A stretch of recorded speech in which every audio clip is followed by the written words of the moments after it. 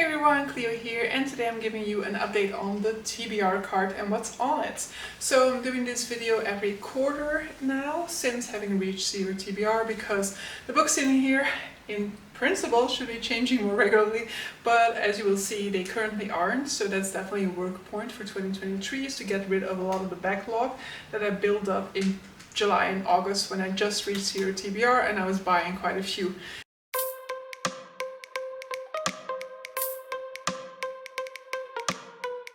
If you're hearing like some noises in the background, it's because Fate decided to eat right this second, and that is of course like only a meter away from me, so the mic might be picking it up. But so, the organization of my card is still the same, so continuations of series at the top, first books in a series fantasy and standalone fantasy in the middle section, and then all the rest at the bottom. You're not seeing the bottom at the moment, but all the rest is there. There should currently be 23 books on here, which is perfectly in keeping with my goal of being under 30 books within 2023. Within 2022. However, for 2023, as you will see in my goals video tomorrow, I am lowering that number to 15, so there are some books here that definitely need to disappear because I need to lower the amount on here. These 23 books correspond to about 10,000 pages, and when it comes to the average amount of time that they've been on this card, by the 31st, I think it was something like 135 days. I will have the correct number on screen. So let's get started, and I'm going to start at the bottom, which is what you're not seeing. So that's like the miscellaneous, the books that don't fall in to these genres. And if Buffy is going to start eating, then we're really in problem because hers is like right next to me. But so, first book that I have here is People Person by Candice Carty-Williams. I've previously really enjoyed another book by her debut I believe. I gave that one 5 stars, so I've been really meaning to pick this one up. This one is, I believe, about sibling relationships between people who are not of the same blood, you know, between stepbrothers and stepsisters. I hope to be able to pick it up somewhere in like the first few months of 2023, but we'll see. Another one that I just got, so I got this one in a Secret Santa from Hans, so thank you very much for that, and that is a book Chinese. And so that is a Buffy.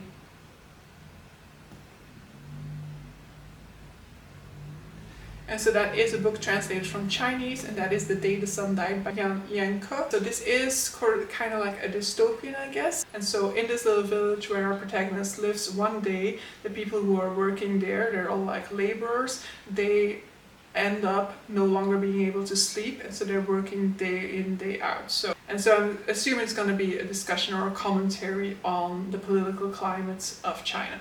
Next we have another book I got from Hans in that same Secret Santa, and that is Upstream by Mary Oliver. So this is a collection of essays filled with nature writing. It's often recommended for people who like nature writing. I don't read a lot of nature writing, but I do really enjoy it whenever I do. Next we have Before Your Memory Fades by Toshikazu Kawaguchi. This is the third book in the Before the Coffee Gets Cold series. So in this one we're kind of moving settings because we're no longer having the story take place in the cafe itself in Beijing. We are moving this to a new cafe somewhere around the coast side, I believe. But I do think and I believe that most of the staff therefore is also different from the staff we've gotten to know in Before the Coffee Gets Cold. But so Before the Coffee Gets Cold is a story taking place in this one cafe in Beijing where it is rumored that you can travel back in time. However, there are a certain set of rules, one being that you need to return before your coffee gets cold or you will be stuck in the past. Another one being you can never make any change to what has taken place, meaning that and so the question that this book series tries to answer is, why would you go back in time knowing that you cannot make any changes, knowing that whatever you do there, it won't impact the present day? And yeah, they're usually just like very nice emotional stories about people trying to find closure. And I've really enjoyed most of these so far, and so I'm looking forward to diving into the third one. Next up we have Ghost by Dolly Alderton, and I will admit that I don't really remember anything about what this book is about. I have recently seen somebody pick it up and absolutely love it, so I do still have high hopes for it. I believe it's about like disgruntled 20-year-old, 30-year-old, like not really finding her place in life, and us resolving that throughout this book, but who knows. Of course, the lighting had to like completely change throughout this clip. I had to turn down my ISO at the beginning because I was overexposed, and now like I'm not fully underexposed yet, but this side of my face definitely needs a little bit more love at the moment. But I'm gonna continue on like this, and I might have to change it if things get a little bit more dark or not, but I'm hoping we're good for now.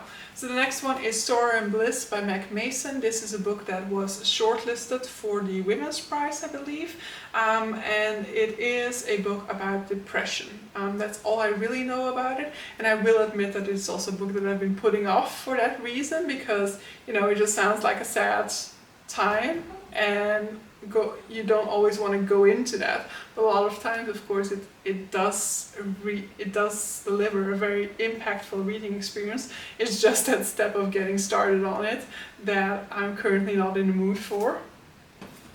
Another downer of a book is Crying in H Mark by Michelle Zauner. This is a memoir about a Chinese American woman and her difficult relationship with her mother, who has just passed away. So it's about coming to terms with that relationship, but also about grief over losing a loved one, of course. I have two nonfiction. I think I'm going to change the ISO. So I've turned up the ISO just a little bit, which hopefully will make it a little bit better. So I have two nonfictions. First is Sapiens by Yuval Noah Harari, which is a general historical novel. It's not novel, general historical nonfiction work talking about general trends within human history. It was very, very popular. I've been meaning to pick it up for a very long time. Sadly, the audiobook is no longer on script, so I will have to like physically read it, and I was very much looking forward to this being a non-fiction audiobook, but you know, if need be, I can of course get it through Audible, but we will see. And then the other one is The Silk Roads, A New History of the World by Peter Frankopan, which in principle I started, I read the introduction, but now I've kind of been stuck for a while, and so I should like pick it up again and really make my way through this one. Moving into the fantasy, so starting with the first books in series that I still need to start. So first up we have The Black Coast by Mike Brooks, which is definitely one I wanted to prioritize. It has been on the priority fantasy TBR, but I don't know when I'll be able to get around to it. Hopefully in the first half of the year. It should be done before the 7th, I think, of July, because that's when I bought this one. So in this one, I don't really know too much about it, except that there are like dragons in it, and that there is this culture, that there is this interesting work done on culture in it. I think it's also queer normative, but I'm not entirely sure.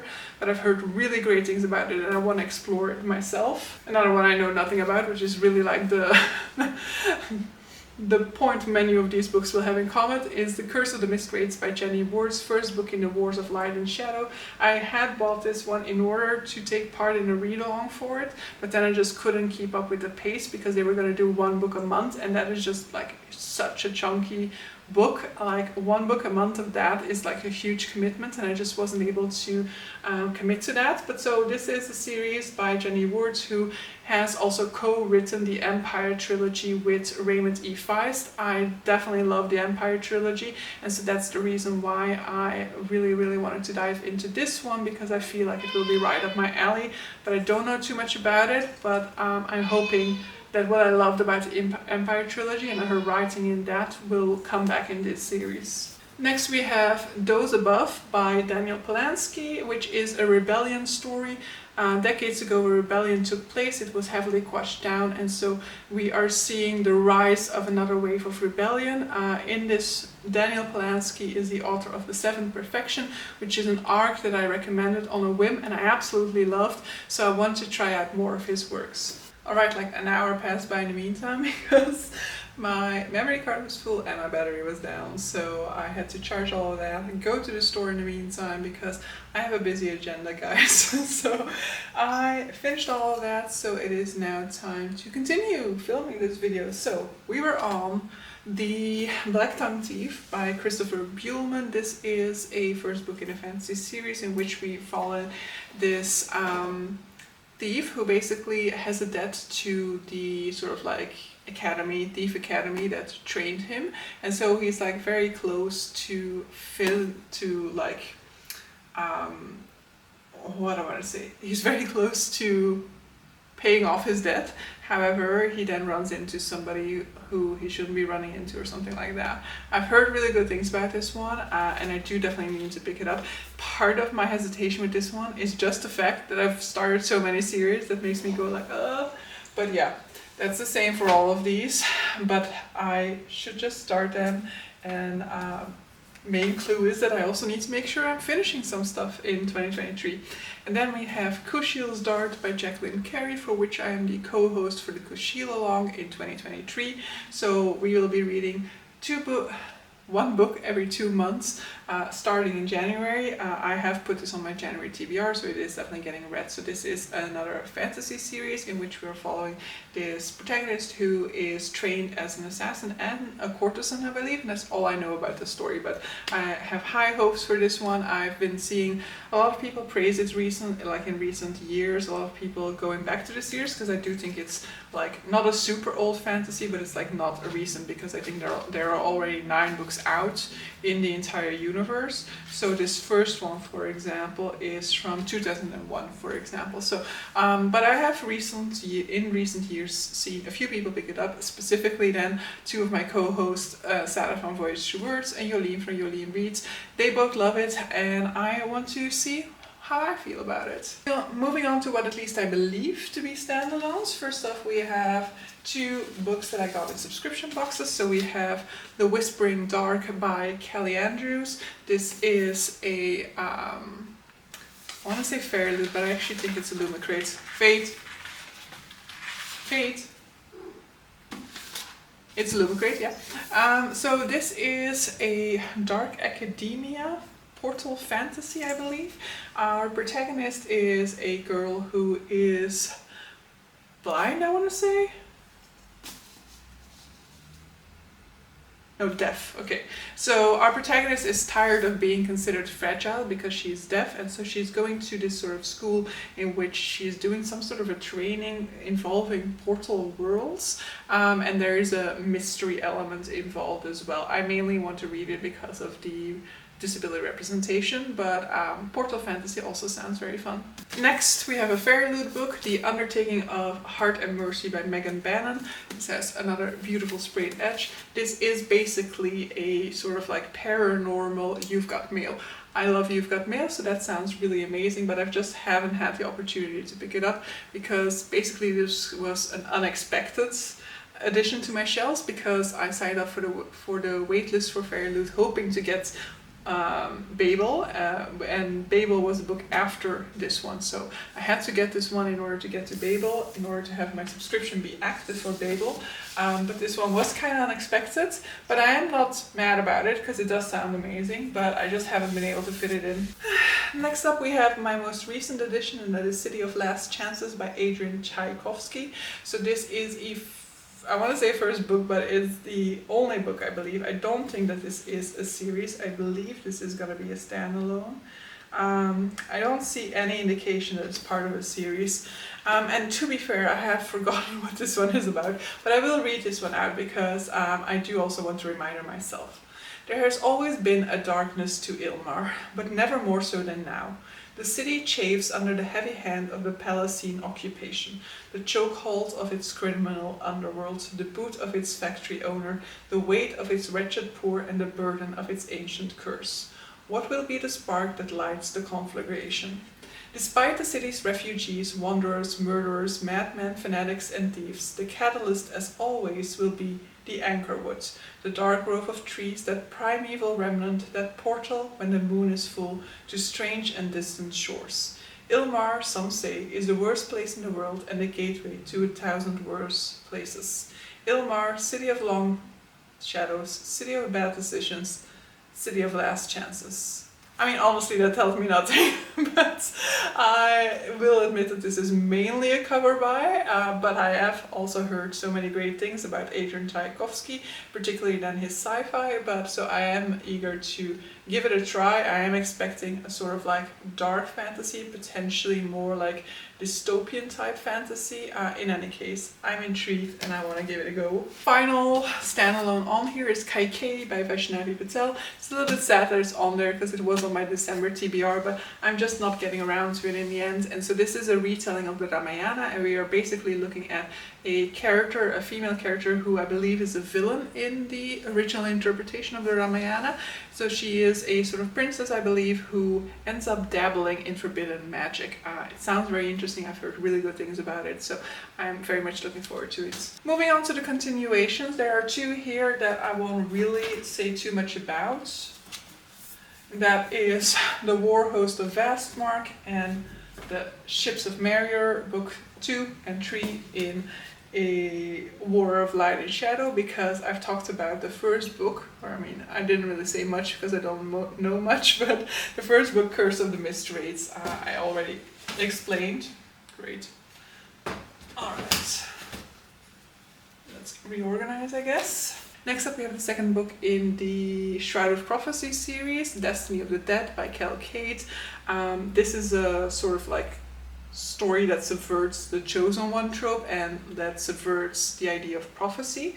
So our protagonist has a best friend, and his best friend is a chosen one. He didn't know about this, but right after finding out, his best friend gets killed. So what happens when the chosen one dies? What happens when the person prophesied to save the world is no longer there to save it? I enjoy it a lot. It's like more like light-hearted, fast-paced fantasy, so not really my usual there. Then we have Buffy the Vampire Slayer Chosen Ones. This is a collection in which we're looking at the origin stories of different generations of Slayers. I have read half of this, but the other half I need to wait until I'm further into the series. So potentially this is gonna be my exception to only having books on my shelves for 1 year, because I don't know whether I will be getting the other books in the series before that. I was hoping to get some for Christmas, but I need to get to myself now, and I don't know whether that will happen in the first half of the year, for example. So potentially this will be my exception, just because, you know, I'm not allowed to immediately, I mean, I am allowed, of course, you're always allowed to, but in principle, following the reading order, I shouldn't continue yet.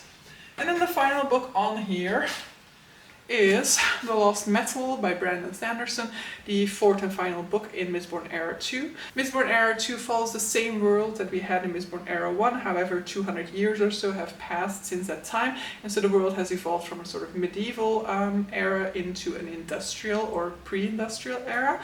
And so gunpowder, for example, is a thing in this period of time. There are trains as well, and so against that backdrop we now have a story of a detective, basically a person who of basically a detective duo as they are solving certain mysteries and certain crimes. The story does get bigger as we go through the series. I'm not a big fan of Mistborn Era 2.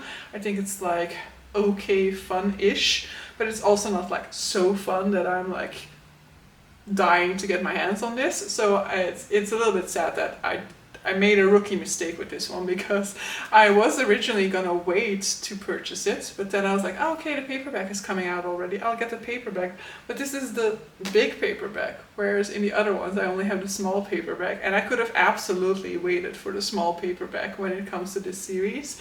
But so yeah, I am gonna pick it up at some point, but to be fair, I'm really not that excited about this particular release. And I don't know, I've seen very mixed things, so that's the only thing that kind of interests me at this point in time. I've seen somebody rate it like 0.5 stars, looking at you, Sarah, from Voyage to Words. I've seen a lot of people rate it as like a 5-star and one of their favorite books of the year, so that is an interesting contrast, and I want to see on which side I fall. However, I'm mostly fearing I will fall on the side of the low rating. But so yeah, that's the update to my TBR card in January. Not too much should be changing in that. I am going to be reading Kushiel's Dart, as I indicated. And I actually don't think that anything else is officially on my TBR. No. But I do hope to have the time somewhere in the month to pick up one of the shorter books on this TBR as well, and to that way also get a little bit more off of this TBR at that point in time, but we'll see. The only thing that is a given for the month of January is Kushiel's Dart, which, to be fair, is 900 pages out of the 10,000 pages on this card, so it is at least still a decent chunk of that. But so yeah, with that I'm going to end this video. I hope you guys enjoyed it. Definitely let me know if you've read any of the books on this card. And if based on this selection you have some ideas for something else I could maybe pick up, then definitely also let me know. I make no guarantees that I'm actually going to purchase it, because I am trying to be really reasonable with my purchases and only buy books that I'm going to be picking up relatively soon. But so yeah, with that I'm going to end this video. Hope you guys enjoyed it, and see you guys for the next one. Bye!